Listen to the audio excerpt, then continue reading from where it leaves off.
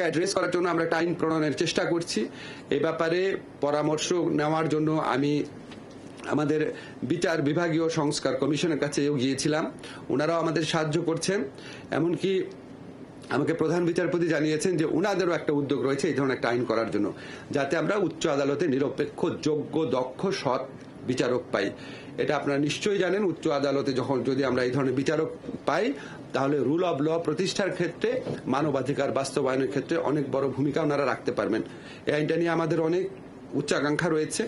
এই আইনটা I believe সম্ভবত সপ্তাহ দুয়েকের মধ্যে আমরা করে ফেলতে পারবো। পরবর্তী নিয়োগ, শুধু এটা বলে দিই আপনাদের, পরবর্তীতে হাইকোর্টে যে নিয়োগ হবে নতুন বিচারক, ওনারা এই আইনের মাধ্যমে হবেন, কারো আপনার পছন্দ, রেকমেন্ডেশন এসবের ভিত্তিতে। দুর্নীতি প্রতিরোধ কার্যক্রমের অংশ হিসাবে আমরা বিচারক, রেজিস্ট্রেশন বিভাগের কর্মকর্তা, আইন মন্ত্রণালয় এবং এর অধীন দপ্তর সংস্থার কর্মচারীদের পরিবারের সদস্য সহ অর্জিত সম্পদের হিসাব বিবরণী সংগ্রহ করেছি। বর্তমানে হিসাব বিবরণীগুলো যাচাই বাছাই কার্যক্রম চলমান রয়েছে।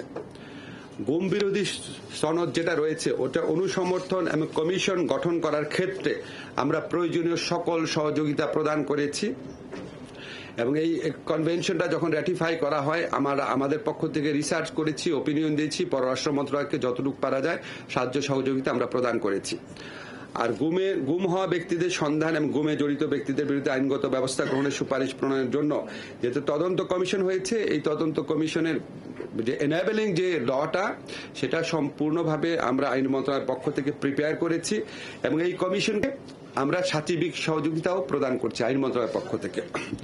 এছাড়া সংস্কার কমিশন যে গঠন করা হয়েছে, এর মধ্যে বিচার বিভাগ প্রতিষ্ঠার লক্ষ্যে যে বিচার বিভাগ সংস্কার কমিশন গঠন করা হয়েছে, এই সংস্কার কমিশন সাথে বলেছি, আমরা মিটিং করেছি এবং ওনাদের সাথে আমরা সহযোগিতা করছি যাতে খুব দ্রুত বিচার বিভাগীয় সংস্কার কমিশনের একটা খুব এফিশিয়েন্ট একটা রিপোর্ট প্রডিউস করা যেতে পারে। যতটুকু সহযোগিতা চাচ্ছেন ওনারা আমরা করছি। এছাড়া সংবিধান সংস্কার কমিশন, নির্বাচন সংস্কার কমিশন এবং বিচার বিভাগ সংস্কার কমিশন, এই তিনটা কমিশন গঠনে প্রয়োজনীয় সহযোগিতা প্রদান এবং এই কমিশনগুলোকে সকল প্রকার সার্বিক সহযোগিতা আমাদের মন্ত্রণালয়ের পক্ষ থেকে দেওয়া হচ্ছে। বিচার ব্যবস্থা এবং রেজিস্ট্রেশন কার্যক্রম ডিজিটালাইজেশন করার জন্য মডেল ই কোর্ট স্থাপন এবং ডিজিটাল সাব রেজিস্ট্রি অফিস স্থাপনের সিদ্ধান্ত গ্রহণ করা হয়েছে। সম্পর্কিত 2টি প্রকল্প অনুমোদনের জন্য চূড়ান্ত পর্যায়ে রয়েছে। আমাদের অনেক বড় একটা প্রত্যাশা রয়েছে, স্থায়ী অ্যাটর্নি সার্ভিস প্রতিষ্ঠা। এই যে আপনার পিপি, জিপি ওনারা যে নিয়োগ হন, ওনারা যেন একটা কম্পিটিটিভ পরীক্ষার মধ্যে দিয়ে নিয়োগ হন, এটার লক্ষ্যে আমরা একটা আইন প্রণয়নের সিদ্ধান্ত নিয়েছি। কাজ খুবই অল্প এগিয়েছে, বাট এটা আমরা সর্বোচ্চ চেষ্টা করব এই আইনটা যেন আমরা এই বছরের মধ্যে করে যেতে পারি। এছাড়া আমরা আরো অনেক ধরনের কাজ করি, সেটা আসলে আপনাদের বলে বোঝাতে পারবো না, কিছু কিছু বিবরণ দিই। যুদ্ধাপরাধী আদালতের যে ভবনের কাজ তদারকি আপনারা নিজেরা দেখেছেন, আমি অলরেডি নিজে পার্সোনালি 3 বার ফিজিক্যালি ইন্সপেকশনে গিয়েছি, সার্বক্ষণিকভাবে যোগাযোগ রাখছি। এগুলি তো আপনার ধরেন আমাদের বিচার প্রক্রিয়াকে দ্রুততর করার ক্ষেত্রে এবং সবার বিল্ডিংটার ক্ষেত্রে, সেখানে আমি অবশ্যই অত্যন্ত শ্রদ্ধার সাথে